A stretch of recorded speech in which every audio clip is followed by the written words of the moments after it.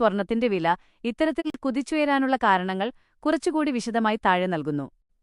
സ്വർണത്തിന്റെ വില വർദ്ധിക്കുന്നതിന് പിന്നിൽ പ്രധാനമായും ലഭ്യതയും ആവശ്യകതയും സപ്ലൈ ആൻഡ് ഡിമാൻഡ് തമ്മിലുള്ള വലിയ വ്യത്യാസമാണുള്ളത്. ഭൂമിയിൽ സ്വർണം വളരെ പരിമിതമായ അളവിൽ മാത്രമേയുള്ളൂ എന്നത് ഇതിന്റെ ഒന്നാമത്തെ കാരണമാണ്.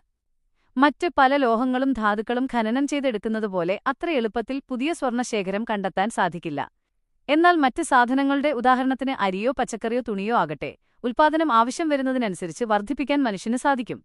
ഉൽപ്പാദനം കൂടുമ്പോൾ സ്വാഭാവികമായും വില വലിയ തോതിൽ കൂടാതെ നിൽക്കും. എന്നാൽ സ്വർണത്തിന്റെ കാര്യത്തിൽ ആവശ്യക്കാർ ഏറുന്നുണ്ടെങ്കിലും സ്വർണത്തിന്റെ അളവ് കൂടുന്നില്ല. രണ്ടാമത്തെ പ്രധാന കാര്യം സ്വർണത്തിന് നൽകപ്പെടുന്ന സുരക്ഷിത നിക്ഷേപം, സേഫ് ഹെവൻ ആസറ്റ് എന്ന പദവിയാണ്.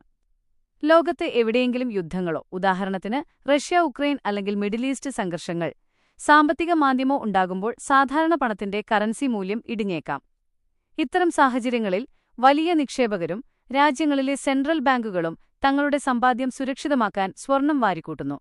ഇങ്ങനെ എല്ലാവരും ഒരേസമയം വാങ്ങാൻ ശ്രമിക്കുമ്പോൾ വില കുതിച്ചുയരുന്നു. മറ്റൊരു വശം ഡോളറിന്റെ മൂല്യവും രൂപയുടെ അവസ്ഥയുമാണ്. ആഗോള വിപണിയിൽ സ്വർണം വാങ്ങുന്നത് ഡോളറിലാണ്. ഡോളറിനെ അപേക്ഷിച്ച് ഇന്ത്യൻ രൂപയുടെ മൂല്യം ഇടിയുമ്പോൾ നമുക്ക് സ്വർണം ഇറക്കുമതി ചെയ്യാൻ കൂടുതൽ പണം നൽകേണ്ടിവരുന്നു. ഇത് നമ്മുടെ നാട്ടിലെ സ്വർണവിലയെ നേരിട്ട് ബാധിക്കുന്നു. കൂടാതെ സ്വർണം ഒരിക്കലും നശിച്ചുപോകുന്നില്ല എന്നതും ഏതു സമയത്തും എളുപ്പത്തിൽ പണമാക്കി മാറ്റാമെന്നതും ഇതിനെ മറ്റ് സാധനങ്ങളിൽ നിന്ന് വേറിട്ട് നിർത്തുന്നു.